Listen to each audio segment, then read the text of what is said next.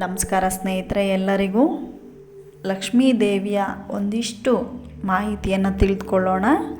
ಲಕ್ಷ್ಮೀ ದೇವಿ ಹಿಂದೂ ಧರ್ಮದಲ್ಲಿ ಶ್ರೀದೇವಿಯಾಗಿ ಪೂಜಿಸಲ್ಪಡುವ ದೇವಿಯಾಗಿದ್ದಾರೆ.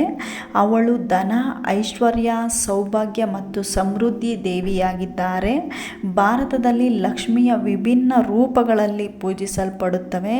ಮೊದಲನೇದು ಅಲಂಕೃತ ಸ್ವರೂಪ.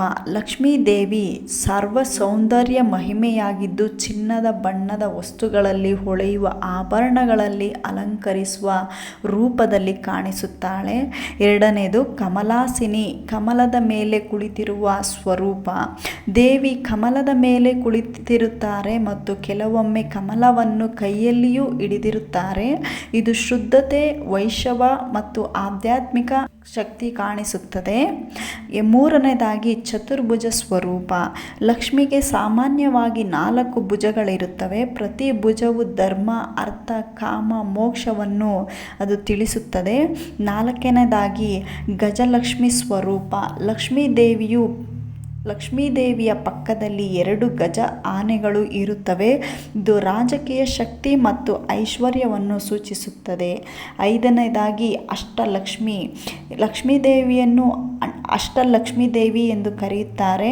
ಲಕ್ಷ್ಮಿಗೆ 8 ರೂಪಗಳಿವೆ. ಅವು ಯಾವುವು ಎಂದರೆ ಆದಿಲಕ್ಷ್ಮಿ, ಧನಲಕ್ಷ್ಮಿ, ಧಾನ್ಯಲಕ್ಷ್ಮಿ, ಗಜಲಕ್ಷ್ಮಿ, ಸಂತಾನಲಕ್ಷ್ಮಿ, ವಿಜಯಲಕ್ಷ್ಮಿ, ವಿದ್ಯಾಲಕ್ಷ್ಮಿ, ಧೈರ್ಯಲಕ್ಷ್ಮಿ ಎಂದು ಅಷ್ಟಲಕ್ಷ್ಮಿಗಳನ್ನಾಗಿ ಲಕ್ಷ್ಮೀದೇವಿಯನ್ನು ಕರೆಯುತ್ತಾರೆ. ಲಕ್ಷ್ಮೀದೇವಿಯ ಪತಿ ವಿಷ್ಣುದೇವರು ಮಹಾವಿಷ್ಣು ಆಗಿದ್ದಾರೆ. ಅವರು ಹಿಂದೂ ಧರ್ಮದಲ್ಲಿ ತ್ರಿಮೂರ್ತಿಗಳಲ್ಲಿ ಒಬ್ಬರಾಗಿದ್ದಾರೆ. ಲಕ್ಷ್ಮೀದೇವಿ ವೈಷ್ಣವ ಪರಂಪರೆಯಲ್ಲಿ ವಿಷ್ಣುವಿನ ಶಕ್ತಿ ರೂಪವಾಗಿ ಪರಿಗಣಿಸುತ್ತಾರೆ. ಲಕ್ಷ್ಮೀದೇವಿಯು ಸದಾ ವಿಷ್ಣುವಿನ ಜೊತೆಗೆ ಇದ್ದು ಆತನ ಎಲ್ಲ ಅವತಾರಗಳಲ್ಲಿ ಸಹ ಅವತರಿಸುತ್ತಾರೆ. ಲಕ್ಷ್ಮಿಯು ವಿಷ್ಣುವಿನ ಅವತಾರದಲ್ಲಿ ಲಕ್ಷ್ಮೀ ರೂಪವಾಗಿ ಜನಿಸಿದಳು. ರಾಮನ ಅವತಾರದಲ್ಲಿ ಸೀತೆಯಾಗಿ ಜನಿಸಿದಳು. ಕೃಷ್ಣನ ಅವತಾರದಲ್ಲಿ ರುಕ್ಮಿಣಿಯಾಗಿ ಜನಿಸಿದಳು. ವರಹನ ಅವತಾರದಲ್ಲಿ ಭೂದೇವಿಯಾಗಿ ಜನಿಸಿದಳು. ವಾಮನ ಅವತಾರದಲ್ಲಿ ಪದ್ಮಕಮಲ ಆಗಿ ಜನಿಸಿದಳು. ಹಾಗೆ ಇವರಿಬ್ಬರು ಅವತಾರ ಎತ್ತುತ್ತಿದ್ದರು. ಇವರಿಬ್ಬರ ಸಂಬಂಧವನ್ನು ಆಧ್ಯಾತ್ಮಿಕವಾಗಿ ಧರ್ಮ ಮತ್ತು ಐಶ್ವರ್ಯದ ಸಂಗಮವೆಂದು ವರ್ಣಿಸುತ್ತಾರೆ.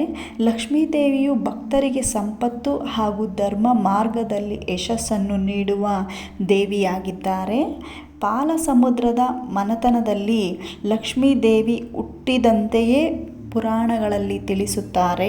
ಲಕ್ಷ್ಮೀ ದೇವಿಯನ್ನು ಅನೇಕ ಹೆಸರುಗಳಿಂದ ಕರೆಯುತ್ತಾರೆ. ಲಕ್ಷ್ಮಿ, ಶ್ರೀ, ಚಂಚಲ, ಭುವನೇಶ್ವರಿ, ವಿಜಯ, ಹರಿಪ್ರಿಯ ಇನ್ನು ಮುಂತಾದವುಗಳಿಂದ ಕರೆಯುತ್ತಾರೆ. ಲಕ್ಷ್ಮೀ ದೇವಿಯನ್ನು ಪ್ರತಿ ಶುಕ್ರವಾರ ಮತ್ತು ಮಂಗಳವಾರ ದಿನದಂದು ಪೂಜೆ ಮಾಡುತ್ತಾರೆ. ಲಕ್ಷ್ಮಿಯ ವಾಹನ ಹಂಸ ಮತ್ತು ಆನೆಯಾಗಿದೆ. ಲಕ್ಷ್ಮಿಯ ಆಯುಧ ಕಮಲ, ಪಾತ್ರೆ, ಅಭಯ ಮುದ್ರೆ, ವರಹ ಮುದ್ರೆ ಲಕ್ಷ್ಮಿಯ ಆಯುಧಗಳಾಗಿವೆ. ಲಕ್ಷ್ಮೀದೇವಿಯು ಕಮಲದ ಮೇಲೆ ಕುಳಿತಿರುವಂತೆ 2 ಕೈಗಳಿಂದ ಜನರಿಗೆ ಅಕ್ಷಯ ದಾನ ಮಾಡುವ ರೂಪದಲ್ಲಿ ಅವರು ಎಲ್ಲರಿಗೂ ಕಾಣಿಸಿಕೊಳ್ಳುತ್ತಾರೆ. ಪ್ರತಿ ಬಡವರು ಬೇಡಿದ ಹಾಗೆ ಲಕ್ಷ್ಮಿಯು ಆಶೀರ್ವದಿಸುತ್ತಾಳೆ. ಲಕ್ಷ್ಮೀ ದೇವಿಯ ಪ್ರತಿಯೊಂದು ವಿಷಯ ನಿಮಗೆ ಇಷ್ಟ ಆಗಿದ್ದರೆ ಸಬ್ಸ್ಕ್ರೈಬ್ ಮಾಡ್ಕೊಳ್ಳಿ, ಕಮೆಂಟ್ ಮಾಡಿ, ಹಾಗೆ ಲೈಕ್ ಕೊಟ್ಟು ಶೇರ್ ಮಾಡಿ. ಇನ್ನಷ್ಟು ವಿಡಿಯೋ ಹಾಕುವುದಕ್ಕೆ ದಯವಿಟ್ಟು ಸಪೋರ್ಟ್ ಮಾಡಿ. ಇಲ್ಲಿ ವಿಡಿಯೋ ಕೊನೆವರೆಗೂ ನೋಡಿದ್ದಕ್ಕೆ ತುಂಬ ಧನ್ಯವಾದಗಳು ಸ್ನೇಹಿತರೆ.